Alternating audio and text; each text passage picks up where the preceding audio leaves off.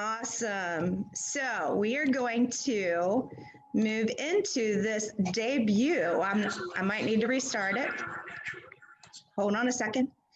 So this is a debut of a very new program open space video. And Chuck, I don't know if you want to say something before I start it. Just want to make sure. Yeah, thanks, Terry. Just really quickly, this video is put together as part of our advocacy to attempt to keep program open space financially healthy. As everybody knows, that's a large financial program for our agencies. It's $30 to $50 million a year coming into the local parks and recreation departments to buy land and to build facilities. So we know this is going to be a tough year. And so we wanted to really provide a piece of information to a lot of our state legislators, a lot of whom are new in the last couple of years. So this is a fabulous film. A big thank you to Rob Simmons, who produced this film for us, and enjoy. Maryland has a legacy of preserving our natural areas, waterways, and wildlife through Program Open Space. Through the support of Program Open Space, Maryland has protected over 394,000 acres of land that's an economic driver, that's crucial to mental and physical health of Marylanders. It contributes to climate resiliency and the overall quality of life of our state. Program Open Space was a brilliant idea. Basically, the state said, we need more open spaces. How are we going to afford that? We'll take a percentage of the transfer tax from the real estate. So that means as the population grows and as land becomes more and more expensive, we can still afford it. It is a vital program for the acquisition and development of parks. Lake Roland has been a significant beneficiary of these funds. And when you look at what that center has done, from everyone that has mobility challenges, orthopedic challenges, we have been able to open that park section to everyone. So Cromwell Valley Park, we're less than 3 miles from Towson. Towson is undergoing a huge amount of development right now. And so economically, to make your county a viable place where people want to live, you need to be able to provide these spaces for them to recreate.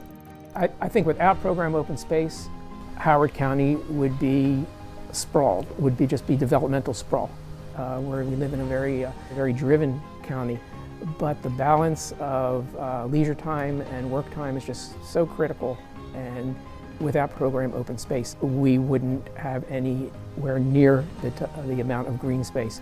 It's very important for today's generation to be able to touch and feel and walk in the lands that their forefathers have been a part of. Program Open Space really puts the emphasis on conserving our native landscapes.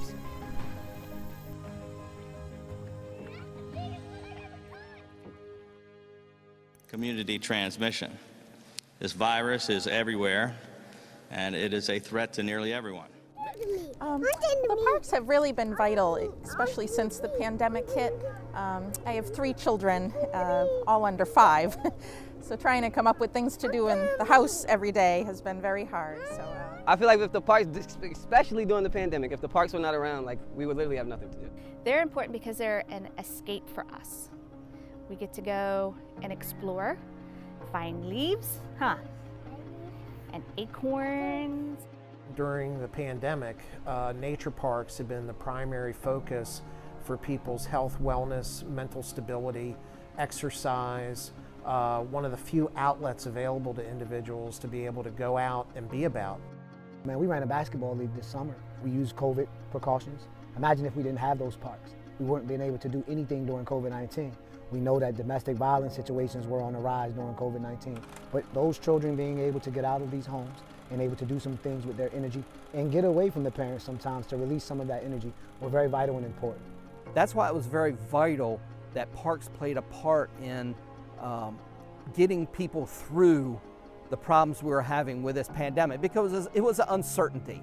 But what they were certain of was, I can go to my local park, I can relax, I can mentally heal, and still social distance safely. These are safe haven places. These are places that all kids can come, no matter gender, no matter any of those things. Culture, race, it doesn't matter. And they come and they play and they enjoy each other, right? So it is vital that we continue to support that because, again, it brings people together. You know, every county has children with special needs. And a lot of times those needs aren't met outside in the open space because of funding issues, you know. The next 50 years, I hope that all playgrounds get to be inclusive. So, you know, we don't have to drive 20, 30, 40 minutes, an hour just for Emerson to play with her sister. Well, you know what they say about land is that they're not making any more of it. So it's critical right now that we are able to set aside some of these places just to preserve them for the clean air, for the clean water, for the habitat. The ability for all of us to really come together and understand that this is not something that we can drop just because times are tough, but to understand that if we drop this, we may never get it back. You know, I think a lot of our state legislators understand that. They understand the value of these landscapes. Your support of Program Open Space has protected over 394,000 acres of land by awarding more than 6,000 grants to local governments. With continued development and more people using the public areas during the COVID-19 pandemic, we are relying on you to fund this crucial program more than ever. Thank you for continuing this 50-year legacy for the generations to come.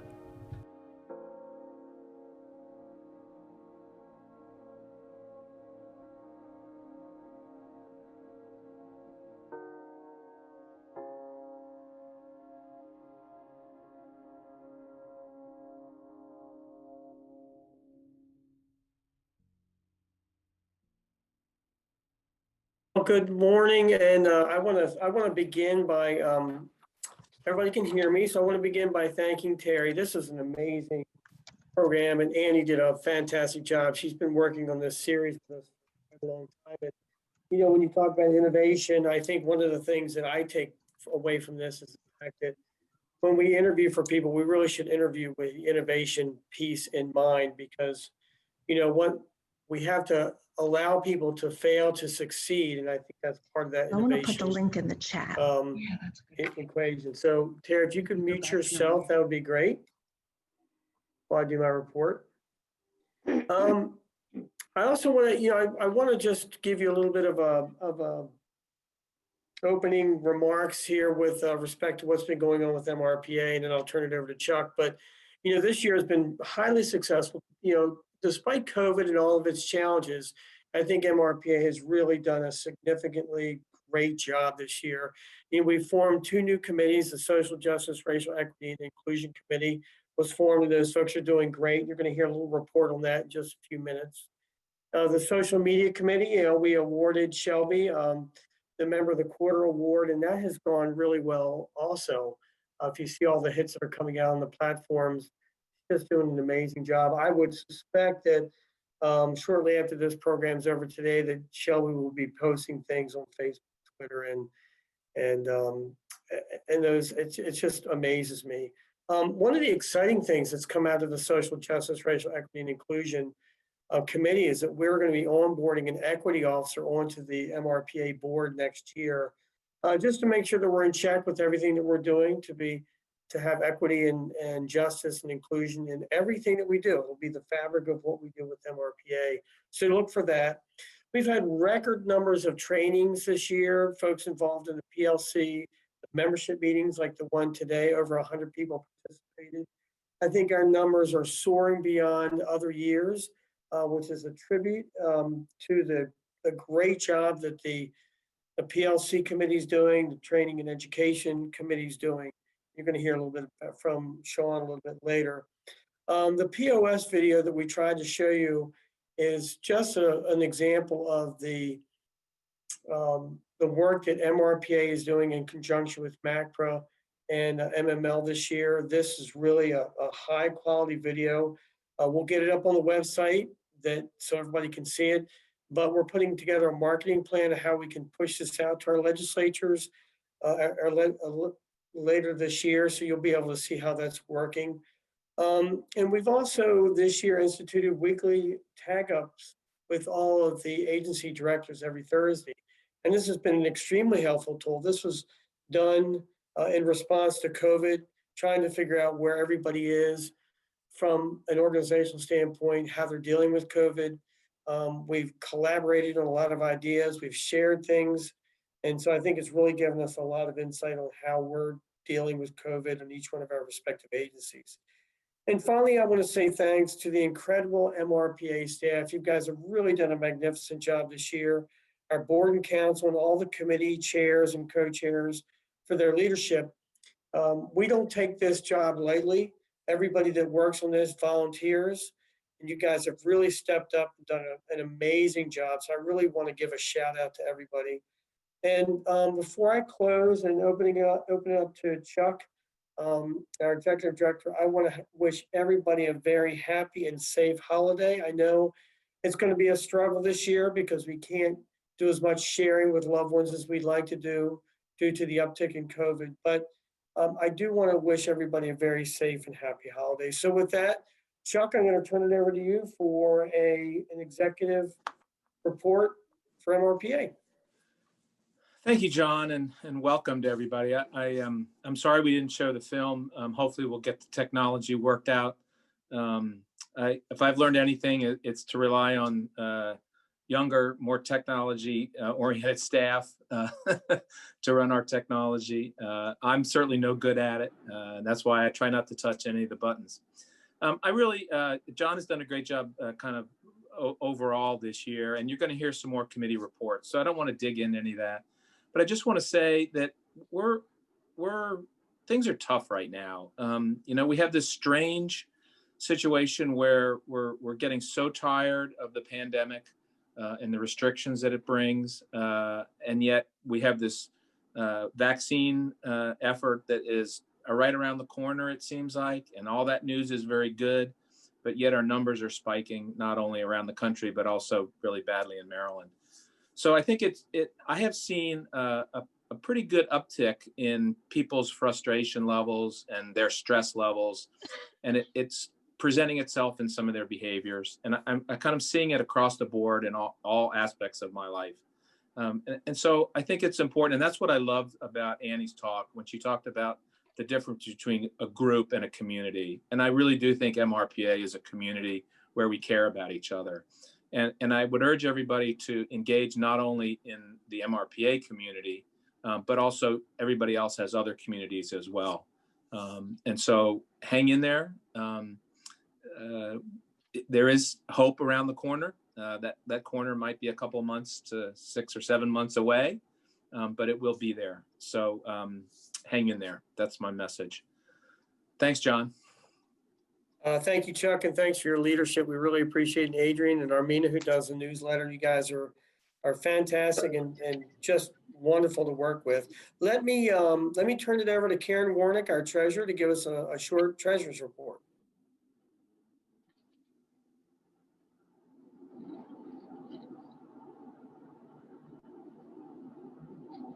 Karen, are you on? You're muted.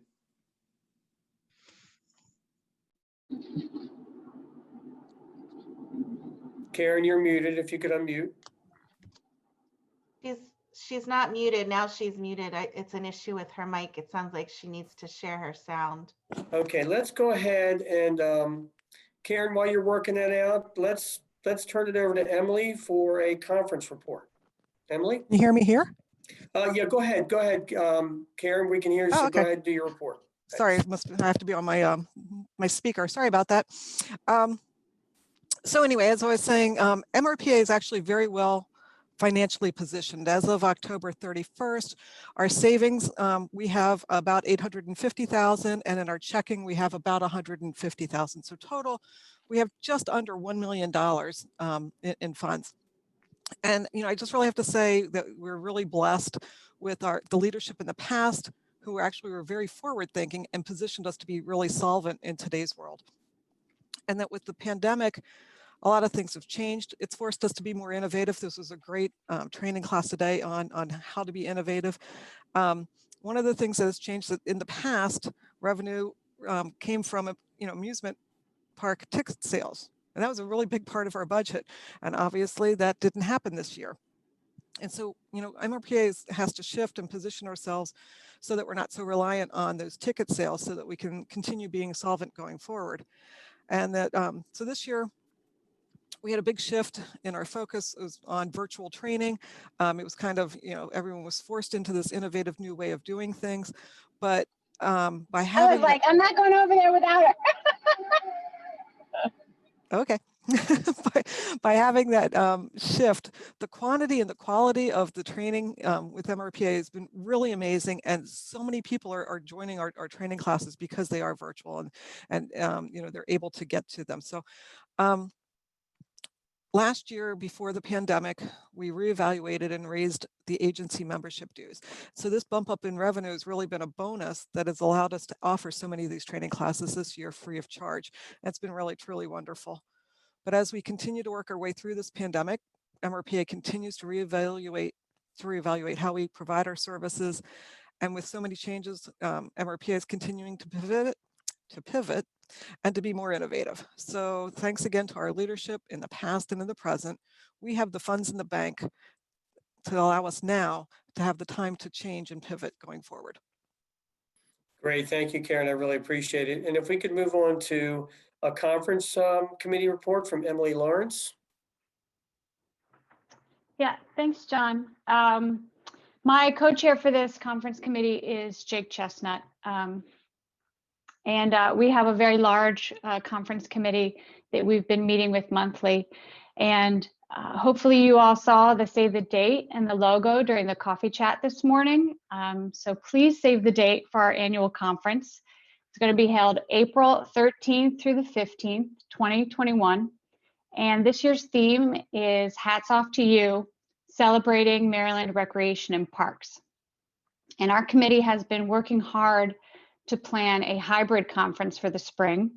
So aiming to have a smaller in-person conference in Ocean City while also streaming sessions virtually. However, should we not be able to meet and celebrate in person by April, our committee will be ready to pivot. I'll use Annie's word too. We'll be ready to pivot to a virtual only conference. So either way, mark your calendars for April 13th through the 15th, 2021, and stay tuned for more information. Thanks, John. Emily, thank you. And Jake, thank you as well, the co-chairs. I know you guys are working really hard. This is just a head-scratching event for you guys because of all the unknowns, but I feel really good that we're going to get through this. The next person we'll introduce is our Training and Education Committee co-chairs is Tara Eggleston Stewart and Sean Beaumont. Tara couldn't be here, so Sean, take it away.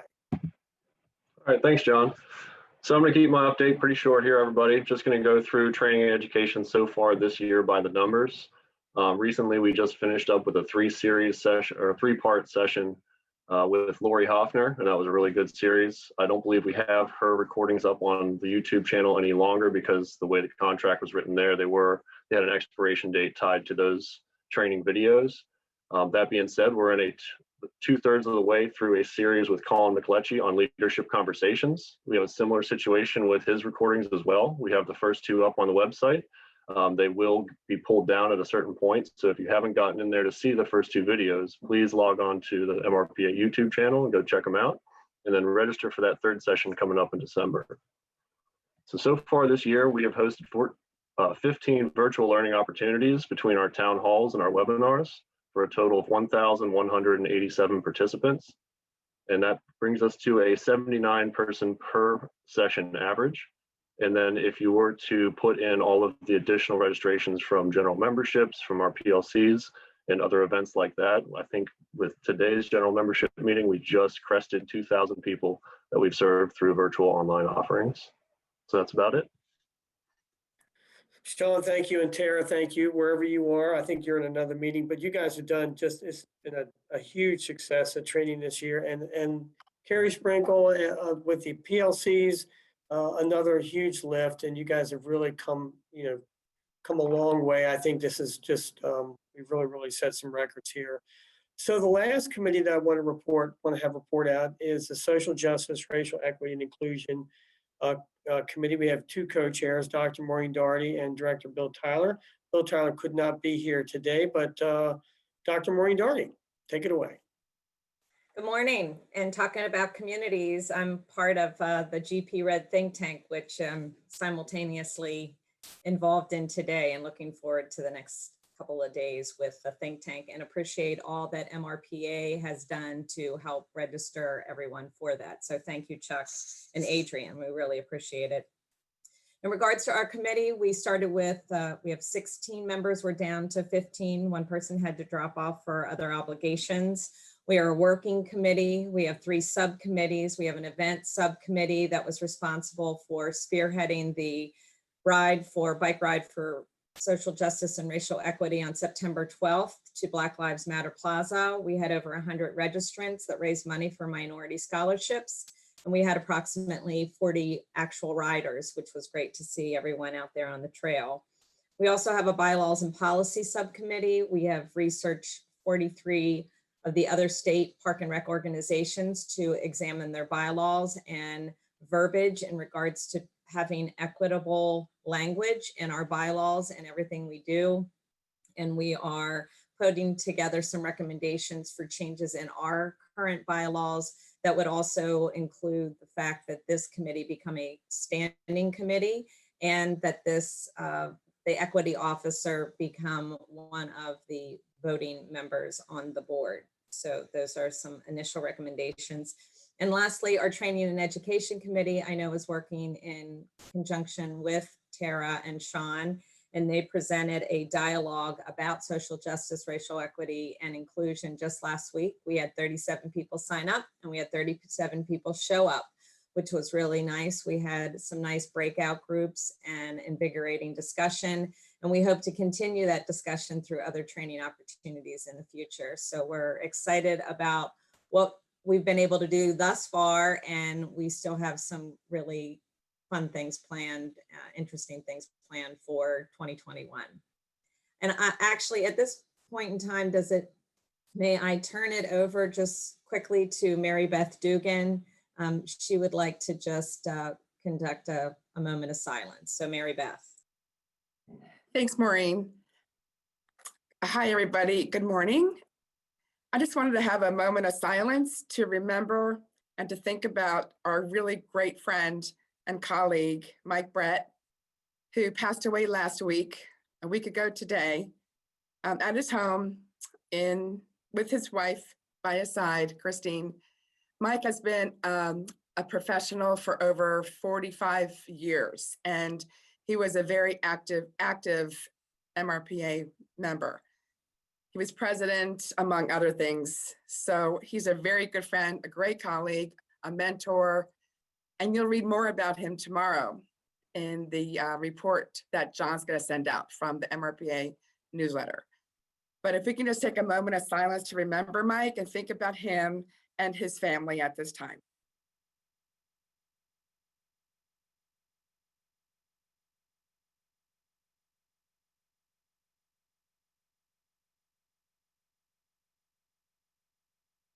Thank you.